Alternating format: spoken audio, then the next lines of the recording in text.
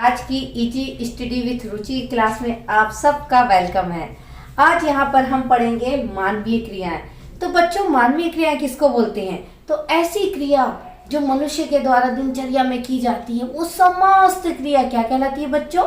मानवीय क्रियाएं कहलाती है। अब मनुष्य सुबह उठता है, नहाता है, नाश्ता करता है, खाना खाता है, ऑफिस जाता है, काम करता है, लोगों से मिलता जुलता बात करता है, ये जितनी क्रियाएं करता है वो सब क्या कहलाती हैं बच्चों? मानवीय क्रियाएं कहलाती हैं। अब ये मानवीय क्रियाओं को समझने के लिए क्या किया गया है? इसको दो भागों में बांट दिया गया है। एक है आर्थिक क्रिया और दूसरा है अनार्थिक क्रिया। तो सबसे पहले हम यहाँ आर्थिक क्रिया को समझेंगे। तो आर्थिक क्रिया क्या होती है? मनुष्य द्वारा की जाने वाली समस्त क्रियाएं, ठीक है, ऐसी समस्त क्रियाएं जो धन उपार्जन के लिए की जाती है, मतलब पैसे कमाने के लिए या धन की प्राप्ति के लिए मनुष्य के द्वारा जो भी काम किया जाता है वो क्या है बच्चों? आर्थिक क्रिया है। अगर सरल शब्दों में बोले तो मनुष्य द्वारा लाभ या आय प्राप्त करने के लिए की जाने वाली समस्त क्रिया जिसको मुद्रा से मापा जा सकता है, आर्थिक क्रिया कहलाती हैं। अब देखो बच्चों, अगर हम काम करते हैं, 1 घंटा करते हैं उसके 100 रुपए मिलते हैं, 2 घंटा करते हैं 200 रुपए मिलते हैं, तो हम काम को मुद्रा के द्वारा नाप सके ना कि 2 घंटे किया तो 200 रुपए दे दो। इसीलिए बोला गया है कि ऐसी समस्त क्रियाएं मतलब होता है काम, ठीक है, ऐसी समस्त क्रियाएं जिसको करने से मनुष्य को लाभ या धन प्राप्त होता है, वो क्रियाएं क्या कहलाती हैं बच्चों? आर्थिक क्रियाएं कहलाती हैं। अब हम पढ़ते हैं अनार्थिक क्रियाएं। अनार्थिक क्रिया, तो अनार्थिक क्रिया किसको बोलेंगे? तो बच्चों, ये जो अनार्थिक क्रिया है ना, आर्थिक क्रिया का विपरीत शब्द है। कैसे में? अब देखो, मनुष्य के द्वारा की जाने वाली समस्त क्रियाएं जिनका उद्देश्य धन कमाना नहीं होता। अब आर्थिक क्रिया में क्या होता था बच्चों? मनुष्य का उद्देश्य धन कमाना होता था, और अनार्थिक क्रिया में मनुष्य का उद्देश्य धन कमाना नहीं होता है। ऐसी क्रिया को अनार्थिक क्रिया बोलते हैं। अब बच्चों, ये अनार्थिक क्रिया मनुष्य क्यों करता है पता है? कभी सामाजिक रीति रिवाज रहता है या कुछ परंपरा रहता है जिसके कारण ये अनार्थिक क्रिया की जाती है। नहीं तो मनुष्य ऐसा काम क्यों करे जिसमें पैसे ना मिले? हर मनुष्य को पैसा बहुत जरूरी है, पता है ना? पैसे के लिए इंसान क्या क्या ना कर दे। तो अनार्थिक क्रिया में ऐसा काम करते हैं जिसमें हमको पैसे की प्राप्ति नहीं होती, लेकिन क्यों करते हैं? तो वही है, कुछ सामाजिक रीति रिवाज होते हैं या कुछ परंपरा होती है जिसके कारण ये काम किया जाता है, अनार्थिक क्रिया। अगर फिर अच्छे से समझना है तो फिर से एक बार बोल सकती हूँ, मनुष्य द्वारा की जाने वाली समस्त क्रियाएं जो धन उपार्जन, लाभ या आय प्राप्त करने के लिए नहीं की जाती, जिसको मुद्रा से मापा नहीं जा सकता, कौन सी क्रिया है बच्चों? अनार्थिक क्रिया है। अब कैसे में ये अनार्थिक क्रिया होगा, यूं समझ आ जाएगा। एग्जाम्पल देखिए, माँ के द्वारा खुद के बच्चों को पालना। अब देखो बच्चों, माँ जो है अपने बच्चों को लालन पालन करती है, नहलाती है, धुलाती है, खिलाती है, पिलाती है, क्या उसका पैसा लेती है? नहीं लेती। क्यों नहीं लेती? क्योंकि वो अपने बच्चे हैं। एक परंपरा है कि एक माँ अपने बच्चों को पालती पोसती है और कोई पैसे नहीं लेती, काम तो सेम करती है। अब देखो, यही माँ जो है किसी और के घर जाकर काम करती है, आया बनती है, किसी और के बच्चे को 2 घंटे 3 घंटे संभालती है, बदले में उसको क्या मिलता है बच्चों? पैसे मिलते हैं, क्योंकि वो पैसे कमाने के लिए गई है। लेकिन घर में जब वो अपने बच्चों को पाल रही है तो थोड़ी बोलेगी कि मैंने बच्चे को इतना प्यार किया, मेरे को पैसे दो, है ना? नहीं बोल सकती। तो यही है अनार्थिक क्रिया बच्चों, जिसमें काम को करने से हमको धन की प्राप्ति या लाभ की प्राप्ति नहीं होती। सेकंड देखो, डॉक्टर द्वारा निःशुल्क इलाज करना। अब देखो बच्चों, मंदिर में या फिर किसी आश्रम में डॉक्टर जो है किसी किसी दिन बैठते हैं और कोई फीस नहीं लेते, वो निःशुल्क इलाज करते हैं मरीजों का।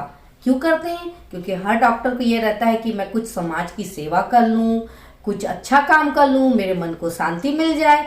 ऐसी भावना से जो भी काम किया जाता है जिसमें पैसे नहीं लेते हैं, पैसे बिल्कुल नहीं लिए जाते हैं, वैसी क्रिया क्या कहलाएगी बच्चों? अनार्थिक क्रिया कहलाएगा।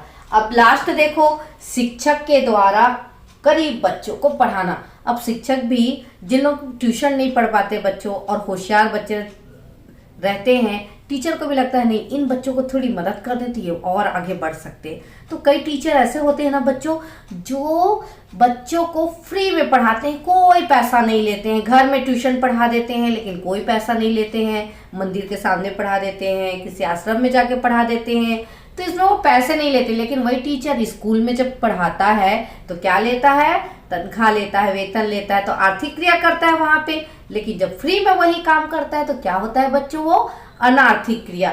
तो मेरे ख्याल से मेरे बच्चों को समझ आ गया होगा कि आर्थिक क्रिया में पैसे या धन प्राप्त होते हैं और अनार्थिक क्रिया में धन की प्राप्ति नहीं होती है। काम बच्चों सेम होता है, बस आप लोग याद रखिएगा, एक में पैसे की प्राप्ति होती है या धन की प्राप्ति होती है, दूसरे में नहीं होती है।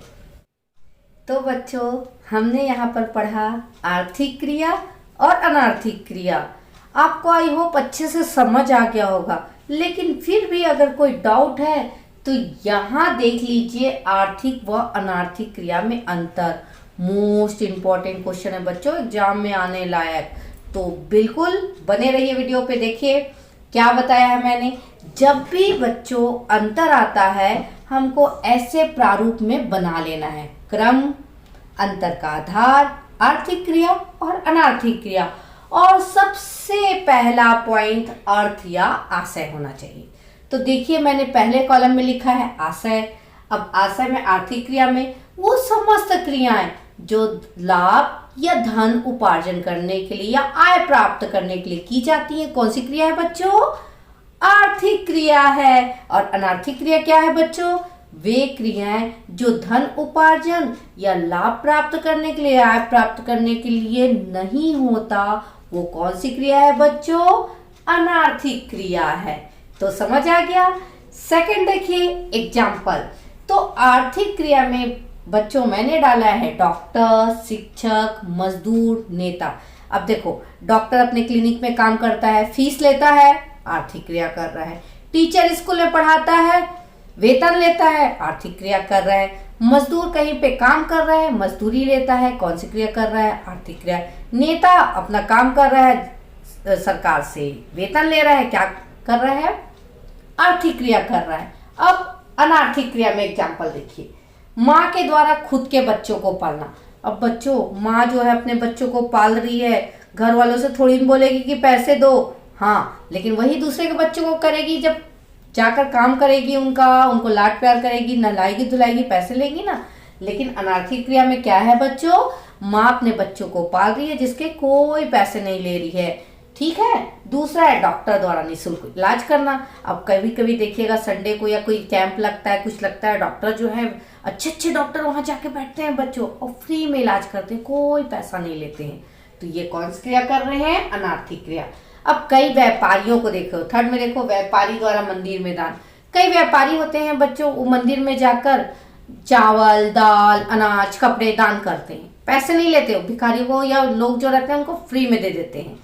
तो ये भी क्या हुआ, यहाँ पर कोई पैसे नहीं लिए जा रहे हैं, तो अनार्थिक क्रिया है। तो देखो ये भी रीति रिवाज के कारण हो रहा है ना, तो इसलिए तो बोले रीति रिवाज परंपरा हम लोग को बोलती है ना गरीबों को दान करें, तो इसीलिए बोला गया है अनार्थिक क्रिया की जाती है तो कोई परंपरा रहती है या कोई रीति रिवाज रहती है। अब तीसरा देखिए बच्चों उद्देश्य। तो जब भी हम लोग आर्थिक क्रिया करते हैं ना बच्चों, हम लोग का उद्देश्य सिर्फ एक ही रहता है, या तो हमको आय प्राप्त होगा या धन प्राप्त होगा, तभी हम वो काम करेंगे। बोलते हैं ना तुम्हारे जीवन का क्या उद्देश्य है, तो वैसी आर्थिक क्रिया करेंगे तो उसका क्या उद्देश्य रहेगा बच्चों, धन कमाना या फिर आय प्राप्त करना। और अनार्थिक क्रिया का उद्देश्य क्या रहेगा बच्चों, अनार्थिक क्रिया हम लोग कर रहे हैं, मंदिर में दान कर रहे हैं, गरीबों को दान कर रहे हैं, निःशुल्क में किसी को पढ़ा रहे हैं, अपने बच्चों को प्यार कर रहे हैं, तो ये एक परंपरा है, रीति रिवाज है जो सब कोई को अपनाने पड़ते हैं। कभी कभी क्या होता है मन की शांति के लिए भी हम लोग जाकर कुछ काम कराते हैं या समाज सेवा के लिए कराते हैं। तो ऐसे काम जिसको करने से मन की शांति प्राप्त हो, कोई रीति रिवाज हो, परंपरा हो, कौन सा है, अनार्थिक क्रिया। इसलिए बोला गया अनार्थिक क्रिया का उद्देश्य या तो कोई रीति रिवाज रहता है या परंपरा रहता है या मन की शांति रहती है या फिर देश प्रेम रहता है। अब देखिए भावना, चौथा है भावना। तो आर्थिक क्रिया करने की भावना क्या रहेगी कि हमको लाभ प्राप्त हो, आय प्राप्त हो, धन प्राप्त हो, है ना। और अनार्थिक क्रिया का क्या रहता है भावना कि देश प्रेम है, समाज सेवा है, मन की शांति है या कोई रीति रिवाज है, तो ये भावना होती है। पांचवा देखो बच्चों, मुद्रा से मापदंड। मैंने क्या बोला, आर्थिक क्रिया को हम मुद्रा से माप सकते हैं। जैसे एक माँ जो है कहीं पर गई, काम करी 2 घंटा 3 घंटा करी, 3 घंटे किसी बच्चे को प्यार करी तो उसको 300 रुपए दिए, 400 रुपए दिए, तो वो मुद्रा से हम लोग माप सके ना आर्थिक क्रिया को। अब है अनार्थिक क्रिया को मुद्रा से नहीं मापा जा सकता। अरे भाई, कोई अपने घर में काम कर रहा है तो उसको आप कैसे बोलोगे कि तू इतने घंटे काम किए तो इतना सैलरी ले ले, है ना। तो बस यही है, आर्थिक क्रिया को हम पैसे या मुद्रा से माप सकते हैं और अनार्थिक क्रिया को पैसे से नहीं माप सकते। लास्ट देखिए बच्चों, शामिल। तो ये जो आर्थिक क्रिया, क्या क्या असर आता है जिसको आर्थिक क्रिया। अब अगला देखो बच्चों, शामिल। अब शामिल ये है कि आर्थिक क्रिया में किस किस को शामिल किया गया है। तो रोजगार को शामिल किया गया है, पेशा को शामिल किया गया है, व्यवसाय को शामिल किया गया है। अब देखो बच्चों, कहीं पर आप नौकरी कर रहे हो, आपको वेतन मिलेगा ना। पेशा मतलब कोई भी, आप डॉक्टरी का पेशा कर रहे हो, वकील का पेशा कर रहे हो, है ना। किसी को यह बोला चाहिए पेशा मतलब विशिष्ट काम करना। तो आप विशिष्ट प्रकार का काम कर रहे हो, डॉक्टर एक पेशा करता है, वकील एक पेशा करता है, तो उसको मिलता है कि नहीं तनख्वाह, वहां पे फीस मिलती है ना, डॉक्टर को फीस मिलती है, वकील को भी फीस मिलती है। और वैसे ही व्यवसाय कर रहे हैं हम, कोई बोला चाहिए बिजनेस करके रखे, तो बिजनेस किस लिए करता है आदमी, पैसे कमाने के लिए तो करता है। तो इसीलिए आर्थिक क्रिया में रोजगार को शामिल किया गया है, पेशा को शामिल किया गया है, व्यवसाय को शामिल किया गया है। अब आते हैं बच्चों, अनार्थिक क्रिया में किसको शामिल किया गया है। तो इसमें शामिल किया गया क्योंकि इसमें कोई पैसे की प्राप्ति नहीं होती, हम अपनी खुशी से करते हैं, अपने मन की शांति के लिए करते हैं, इसलिए इसमें देश प्रेम, समाज सेवा, रीति रिवाज, समाज कल्याण, ये सारी चीजें बच्चों ये अनार्थिक क्रिया में शामिल किया गया है। तो बच्चों आज की वीडियो आपको कैसी लगी। तो बच्चों अब हम आगे पढ़ते हैं। ये जो आर्थिक क्रिया हमने पढ़ा ना, ये आर्थिक क्रिया की विशेषता क्या होती है। तो बच्चों जब भी एग्जाम में आए आर्थिक क्रियाओं की विशेषता आप भूलिएगा मत। ये 5 विशेषताएं मैंने यहाँ पे लिख कर रखी हैं, बिल्कुल अच्छे से याद कर लीजिए। तो आर्थिक क्रिया की पहली विशेषता है आर्थिक उद्देश्य। तो बच्चों ये आर्थिक उद्देश्य क्या होता है। अब आर्थिक क्रिया किस लिए की जाती है बच्चों, धन कमाने के लिए की जाती है ना। धन कमाने के लिए, लाभ अर्जन के लिए, आय कमाने के लिए। तो हमारा एक आर्थिक उद्देश्य, आर्थिक मतलब अर्थ, अर्थ मतलब धन, धन प्राप्त करना ही इसमें उद्देश्य होता है। जो भी काम हम करेंगे आर्थिक क्रिया में वो धन की प्राप्ति के लिए करेंगे। इसीलिए बोला गया बच्चों की आर्थिक क्रिया की पहली विशेषता है आर्थिक उद्देश्य। हमारा उद्देश्य इसमें क्या रहता है, हमें पैसे मिले, आय मिले, धन मिले। अब आते हैं सेकेंड, सामाजिक क्रियाएं। तो बच्चों मनुष्य जो है समाज में रहकर ये आर्थिक क्रियाओं को करता है, समाज के लिए करता है। समाज के लिए क्या क्या काम करता है, जैसे डॉक्टर समाज के लिए मरीजों का इलाज करता है, बदले में पैसा ले लेता है। जो वकील है वो अपराधियों को बचाता है और पैसे ले लेता है। एक टीचर स्कूल में पढ़ाता है, बच्चों को शिक्षा देता है और बदले में क्या लेता है, पैसे लेता है। ये सब समाज के लिए करते हैं। पुलिस चोर को पकड़ती है, बदले में सरकार उसको क्या देती है, वेतन या तनख्वाह देती है। यानी समाज में रह के समाज के लिए जो काम किया जाता है और बदले में क्या लिया जाता है बच्चों, पैसे लिए जाते हैं या धन लिया जाता है। कौन सी क्रिया है बच्चों, आर्थिक क्रिया है। ये आर्थिक क्रिया का इसलिए तो दूसरा विशेषता है कि ये सामाजिक क्रिया रहती है। समाज में रह के काम करना है हमको, समाज के लिए काम करना है और पैसे प्राप्त करना है। थर्ड देखिए, कानून का पालन। अब देखो बच्चों जब भी हम लोग आर्थिक क्रिया करते हैं ना, कानून के नियम के अंदर में करते हैं। कानून का पालन होना चाहिए। जैसे डॉक्टर इलाज कर रहा है तो कानून के दायरे में रह कर रहा है। मान लो वो कानून ये बोलता है कि सही तरीके से इलाज करो। अगर डॉक्टर जो है किसी की किडनी चुरा रहा है, किसी की आंखें चुरा रहा है, किसी का दिल चुरा रहा है ना, और उसको अवैध तरीके से बेच रहा है तो और पैसे कमा रहा है, तो ये कानून का नियम का पालन हुआ क्या बच्चों, नहीं हुआ। मान लो मैं एक व्यापारी हूँ, ठीक। और व्यापारी होने के कारण मैं अपनी दुकान में गांजा, दारू, सिगरेट, क्या बोलना चाहिए, हथियार, ये सब बेच रहा हूँ और पैसे कमा रहा हूँ। तो ये क्या आर्थिक क्रिया होगा? आर्थिक क्रिया तो होगा बच्चों, लेकिन कानून के दायरे में नहीं आता, कानून के नियमों का पालन नहीं करता। इस कारण बोला गया है कि जो भी आर्थिक क्रिया की जाएगी ना बच्चों, वो सब क्या होना चाहिए, कानून के अंदर में आना चाहिए। कानून गलत चीजों का व्यापार करना, व्यवसाय करना सही नहीं मानता। तो हम जो भी काम करेंगे जिससे पैसे मिलेंगे वो कानून के अंदर होना चाहिए। इसीलिए थर्ड है कानून का पालन करना। अब चौथा देखो बच्चों, मुद्रा से मापा जाना। मतलब आर्थिक क्रिया हम लोग जो भी काम करेंगे उसको पैसे से उसको मापा जा सके। यानी हमने 1 घंटे काम किए, 2 घंटे काम किए, 10 दिन किए, महीने भर किया, साल भर किया, उसके हमको पैसे से तौल हो जाना चाहिए। मतलब बंदा ने इतना काम किया तो हम उसको इतना पैसा दें। मुद्रा से जब तक के माप नहीं कर सकेंगे वो आर्थिक क्रिया नहीं होगी। मुद्रा जहां पे मिलेगा, पैसे जहां पे मिलेंगे, वहां पर क्या होगा बच्चों, आर्थिक क्रिया होगा। तो इसकी चौथी विशेषता क्या थी, मुद्रा के द्वारा मापा जा सकता है। पांचवा है लाभ की प्राप्ति। तो बच्चों जब भी हम लोग आर्थिक क्रिया करते हैं ना, हमको लाभ ही मिलता है। कैसे?